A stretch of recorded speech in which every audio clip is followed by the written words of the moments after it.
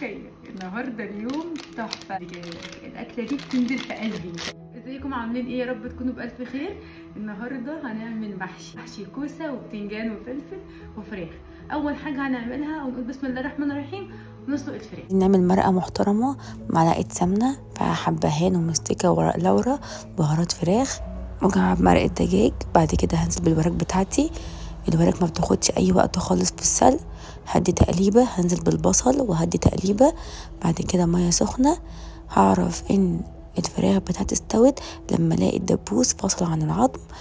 وبس كده، نص ساعة تقريبا شكلها بعد ما استوت.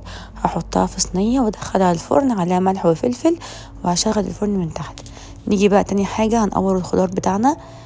دول كوسة وبتنجان نجيبه صغير.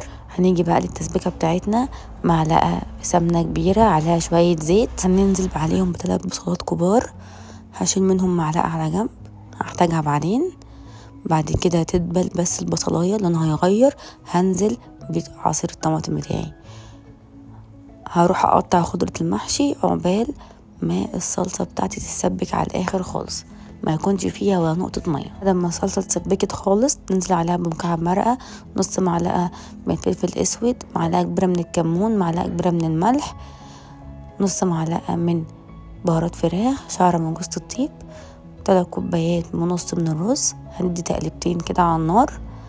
بعد كده هرفعها من على النار وهنزل بالخضرة بتاعتي ومعلقة البصل اللي انا قلت عليها، هنحتاجها بعدين. بعد كده هقلب كل ده على البارد.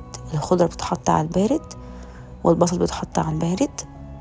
بعد كده نبدأ بقى نحشي الكوسة والبتنجان هنسيب عقلة فاضية في الكوسة والبتنجان والفلفل مش هنحشي لاخره. وبس كده احنا خلصنا حشي الكوسة والبتنجان والفلفل. خير النهارده اليوم تحفه. الاكله دي بتنزل في قلبي. واحنا بنسقي المحشي هنسيب اخر سطر فاضي.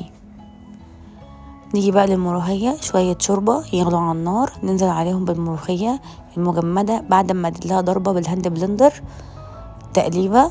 هنزل عليها بمعلقة صغيرة عليها توم وكزبرة وارفعها من على النار. بعد كده نعمل الطشة بتاعتنا، سمنة هنحط فيها توم وكزبرة مع بعض. اول بس ما نشم ريحة الكزبرة والثوم هنقلب ونرفع من على النار وننزل عليها بالملوخية. بس كده، ودي طشة الملوخية. المحشي بنعمله معاملة الرز بالظبط، بنخلي المحشي يغلي، بعد كده بنوطي عليه النار لفوق، ياخد حوالي 45 دقيقة عنه. احنا بقى دلوقتي بنغرف الجمال بتاعنا والاكل والروايح التحفة دي. شايفين الجمال شكله حلو ازاي؟ بس كده الفيديو خلص. متنسوش الاشتراك في القناة، والف هنا وشفا وباي باي.